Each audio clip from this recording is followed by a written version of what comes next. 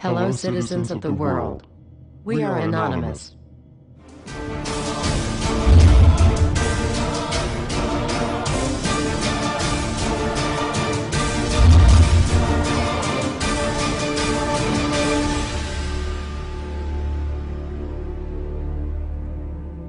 Dear brothers and sisters, now is the time to open your eyes.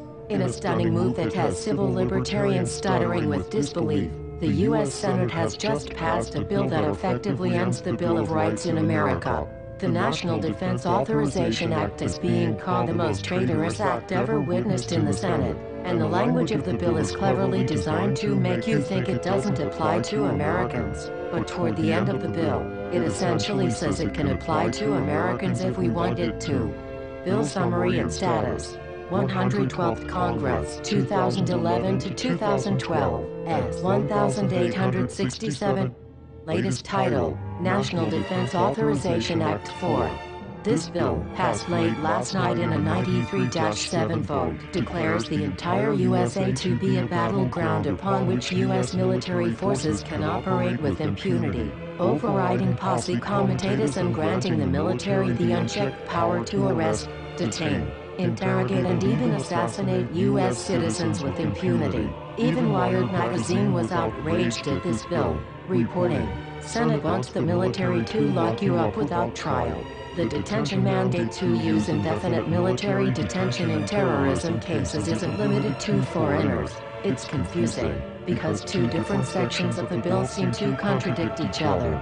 But in the judgment of the University of Texas Robert Chesney, a nonpartisan authority on military detention, U.S. citizens are included in the grant of detention authority. The passage of this law is nothing less than an outright declaration of war against the American people by the military-connected power elite. If this is signed into law, it will shred the remaining tenets of the Bill of Rights and unleash upon America a total military dictatorship, complete with secret arrests, secret prisons, unlawful interrogations, indefinite detainment without ever being charged with a crime, the torture of Americans and even the legitimate assassination of U.S. citizens right here on American soil. If you have not yet woken up to the reality of the police state we've been warning you about, I hope you realize we are fast running out of time.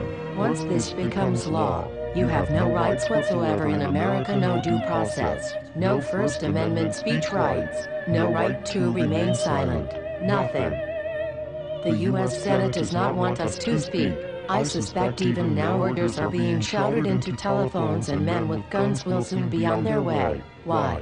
Because while the truncheon may be used in lieu of conversation, words will always retain their power.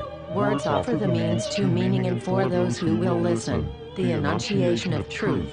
And the truth is, there is something terribly wrong with this country, isn't there? Cruelty and injustice, intolerance and oppression, and where once you had the freedom to object, to think and speak as you saw fit, you now have censors and systems of surveillance coercing your conformity and soliciting your submission. How did this happen? Who's to blame?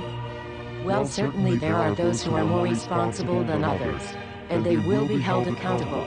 But again, truth be told, if you're looking for the guilty, you need only look into a mirror. I know why you did it. I know you were afraid.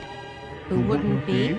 War, terror, disease. There were a myriad of problems which conspired to corrupt your reason and rob you of your common sense. Fear got the best of you, and in your panic, you turned to the now president in command, Barack Obama. He promised you order. He promised you peace.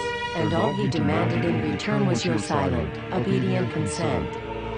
More than 400 years ago, a great citizen wished to embed the 5th of November forever in our memory. His hope was to remind the world that fairness, justice, and freedom are more than words, they are perspectives.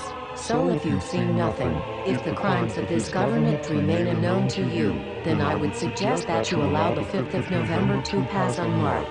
But if you see what I see, if you feel as I feel, and if you would seek as I seek, then I ask you to stand beside one another, 1 year from November 5th, 2011, outside the gates of every courthouse of every city demanding our rights. Together we stand against the injustice of our own government. We are anonymous. We are legion. United as one. divided by 0. We do not forgive censorship. We do not forget oppression. U.S. Senate. Expect us.